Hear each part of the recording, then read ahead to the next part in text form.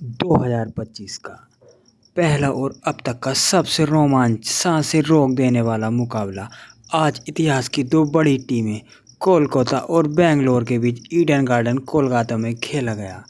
ऐसे में मुकाबले की शुरुआत हुई बेंगलोर के टॉस जीतने को लेकर। आज के इस रोंगटे खड़े कर देने वाले महामुकाबले में कप्तान रजत ने टॉस जीता और पहले गेंदबाजी करने का फैसला किया।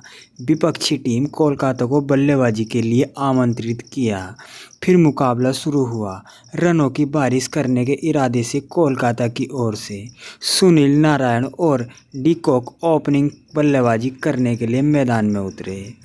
दोस्तों, इन दोनों ही बल्लेबाजों के कंधों पर इस महामुकाबले में अपने टीम को एक विस्फोटक ओपनिंग शुरुआत दिलाने की बड़ी जिम्मेदारी थी। लेकिन दोस्तों, आईपीएल के इस पहले मुकाबले में कोलकाता की शुरुआत काफ़ी ख़राब रही और पहला ओवर लेकर आए तूफ़ानी गेंदबाज जोश हजल ने 5वीं ही गेंद पर ओपनिंग बल्लेबाज डिकॉक को विकेटकीपर के हाथों कैच आउट करवाते हुए कोलकाता को पहला झटका दे दिया। आपको बता दें, डिकॉक मात्र 4 रन बनाकर पवेलियन लौटे। ऐसे में जल्द ही पहला विकेट गिर जाने के बाद कोलकाता की ओर से मैदान में उतरे कप्तान अजिंक्य रहाणे और आते ही उन्होंने बेंगलोर के गेंदबाजों पर ढाबा बोल दिया। विस्फोटक अंदाज में बल्लेबाजी करते हुए चौकों की बरसात कर दी और इसी बीच दोस्तों, मैच का चौथा ओवर स्ट्राइक पर खड़े बल्लेबाज अजिंक्य रहाणे ने बुरी तरह फोड़ डाला और इस ओवर में लगातार एक करारा चौका जड़ते हुए 17 रन बटोर डाले। लेकिन दोस्तों, असली मज़ा तो पावर प्ले के अंतिम ओवर में देखने को मिला, जहां पर सुनील नारायण और अजिंक्य रहाणे दोनों ही खिलाड़ियों ने गेंदबाजी करने आए यश दयाल को तारे दिखा दिए और इस ओवर में एक छक्का और 3 चौकों की मदद से पावर प्ले का 6 ओवर का खेल खत्म तक टीम को 60 रन तक पहुंचा दिया। दोस्तों, पहला विकेट जल्द ही गिर जाने के बावजूद पावर प्ले में अजिंक्य रहाणे और सुनील नारायण की विस्फोटक बल्लेबाजी के चलते अब कोलकाता को एक ताबड़तोड़ शुरुआत मिल चुकी थी।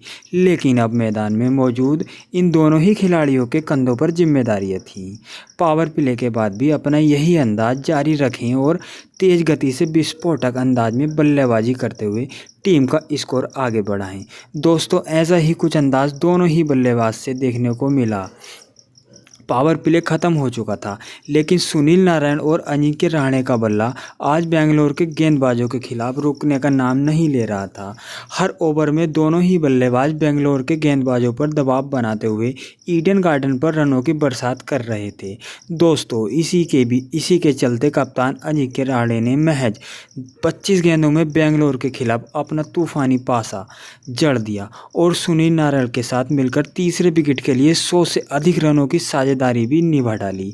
दोस्तों, कोलकाता की यह आगे बढ़ती हुई साझेदारी अब बेंगलोर के लिए खतरा साबित होती जा रही थी, जिस कारण मुकाबले में वापसी करनी थी। किसी भी हाल में अब इस जोड़ी को तोड़ना जरूरी हो चुका था और दोस्तों, आखिरकार यह काम करके दिखाया मैच का 9वां ओवर लेकर आए रसिक ने, जिन्होंने ओवर की अंतिम गेंद पर ओपनिंग बल्लेबाज सुनील नारायण को विकेटकीपर के हाथों कैच आउट करवाते हुए कोलकाता का दूसरा झटका दे दिया। आपको बता दें, सुनील नारायण 44 रन की पारी खेल आउट हुए। वहीं दोस्तों, सुनील नारायण के आउट होने के बाद टीम के लिए बहुमूल्य पारी खेल रहे अजिंक्य रहाणे भी इसके बाद ज़्यादा वक्त क्रीज पर नहीं टिक पाए। अगले ही ओवर में गेंद को सीमा रेखा के पार पहुंचाने के चक्कर में कैच आउट होते हुए पवेलियन का रास्ता नाप लिए। आपको बता दें, कुणाल पांड्या ने अजिंक्य रहाणे को 56 रन पर पवेलियन का रास्ता दिखाया। वहीं दोस्तों, कोलकाता का विकेट गिरने का सिलसिला यही नहीं रुका, बल्कि इसके बाद मैदान में उतरे विस्फोटक बल्लेबाज वेंकटेश अय्यर भी बेंगलोर के खिलाफ इस महामुकाबले में कुछ खास प्रदर्शन नहीं कर पाए। एक और ओवर बाद ही कुणाल पांड्या की गेंद पर सीधा क्लीन बोल्ड होते हुए पवेलियन लौट गए। आपको बता दूं, वेंकटेश अय्यर 6 रन बनाकर आउट हुए और दोस्तों, जैसे ही वेंकटेश अय्यर आउट हुए, कोलकाता के बल्लेबाज को मानो जैसे नज़र सी लग गई। जी हाँ, क्योंकि इसके बाद मैदान में उतरे कोलकाता के सबसे महत्वपूर्ण बल्लेबाज रिंकू सिंह और आंद्रे रसेल। रसेल भी इस पहले मुकाबले में टीम के लिए कुछ खास नहीं योगदान दे पाए। अगले 3 ओवर के भीतर खराब शॉट खेलते हुए पवेलियन लौट गए, जिस कारण दोस्तों एक वक्त बेहतरीन स्थिति में नजर आ रही कोलकाता अब काफ़ी ज़्यादा दबाव में आ चुकी थी, क्योंकि अब 150 रन पर ही 6 बल्लेबाज पवेलियन लौट चुके थे। ऐसे में दोस्तों अब अंतिम 4 ओवर का खेल बाकी था। कोलकाता की ओर से बल्लेबाजी करने मैदान में उतरे रघुवंशी और रमनदीप। बेंगलोर के सामने बड़ा लक्ष्य खड़ा करना था। इन बचे हुए अंतिम 4 ओवर में हर गेंद को सीमा रेखा के पार पहुंचाना जरूरी था। लेकिन दोस्तों बेंगलोर के घातक गेंदबाज के सामने मैदान में मौजूद कोलकाता के दोनों ही बल्लेबाज बड़ा शॉट खेलने की पूरी तरह चूक गए और अंतिम ओवरों में भी अपने विकेट गंवाते चले गए, जिस कारण बेहतरीन शुरुआत मिलने के बावजूद कोलकाता यह महामुकाबला जीतने के लिए बेंगलोर के सामने 175 रनों का ही लक्ष्य खड़ा करने में सफल हो पाया। ऐसे में दोस्तों इसके बाद कोलकाता से मिलने 175 रनों के लक्ष्य का पीछा करने बेंगलोर की ओर से किंग विराट कोहली और फिलिप सॉल्ट बल्लेबाजी करने के लिए मैदान में उतरे। दोस्तों कोलकाता ने दिया हुआ लक्ष्य बड़ा था। ऐसे में दोनों ही बल्लेबाज पर विस्फोटक अंदाज में शुरुआत दिलाने की बड़ी जिम्मेदारी थी। और दोस्तों ऐसा ही कुछ बेंगलोर के दोनों ही ओपनिंग बल्लेबाज से देखने को मिला। जी हाँ, मैदान में उतरते ही दोनों ही बल्लेबाजों ने कोलकाता के गेंदबाजों पर धावा बोल दिया और विस्फोटक अंदाज में तेज बल्लेबाजी करते हुए पहले ही 3 ओवर में स्कोर बोर्ड पर 38 रन लगा दिए।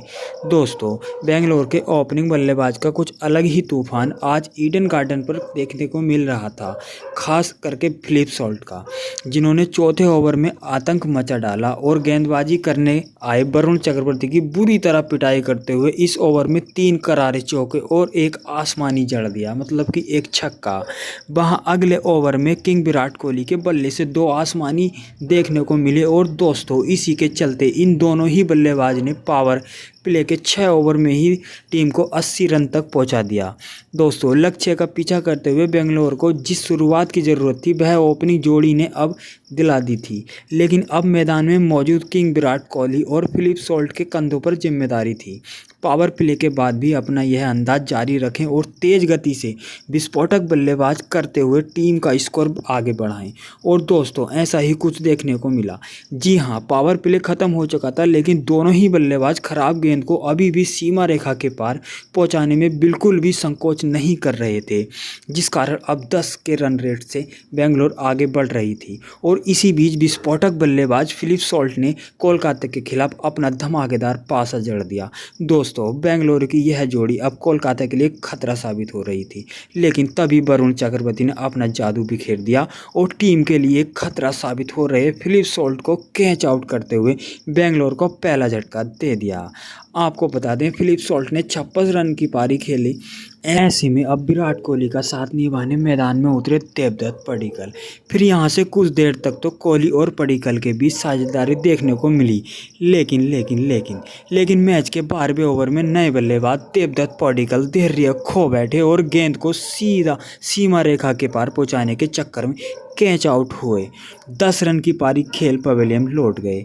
ऐसे में 2 बड़े बल्लेबाज पवेलियन लौट जाने के बाद अब मैदान में उतरे कप्तान रजत पाटीदार। दोस्तों भले ही बेंगलोर अपने 2 बड़े बल्लेबाजों को खो चुकी थी, लेकिन दूसरी छोर पर खड़े किंग विराट कोहली ने इस रन को चेंज करते हुए अपनी जिम्मेदारी को बखूबी तरीके से निभाया और अपने धमाकेदार बल्लेबाजी के दम पर आईपीएल की इस पहले ही मुकाबले के शानदार पास जड़ दिया। दोस्तों बेंगलुरु की घातक बल्लेबाजी के चलते कोलकाता पूरी तरीके से बैकफुट पर आ चुकी थी, क्योंकि कोहली का साथ निभाने मैदान में उतरे रजत पाटीदार ने भी आते ही मैच के 15वें ओवर में धमाल मचा डाला और गेंदबाजी करने आए हर्षित राणा के खिलाफ लगातार 4 जोरदार चौके जड़ डाले। लगने लगा अब शांत। अब अंत तक रजत पाटीदार और विराट कोहली बल्लेबाजी करते हुए बेंगलोर को जिता देंगे। दोस्तों 12 रन शेष रहे, तभी रजत पाटीदार गलती कर बैठे और एक बार फिर बड़ा शॉट लगाने के चक्कर में रिंकू सिंह के हाथों कैच आउट होकर पवेलियन लौट गए। आपको बता दें रजत पाटीदार 16 गेंद में 34 रन की विस्फोटक पारी खेल आउट हुए।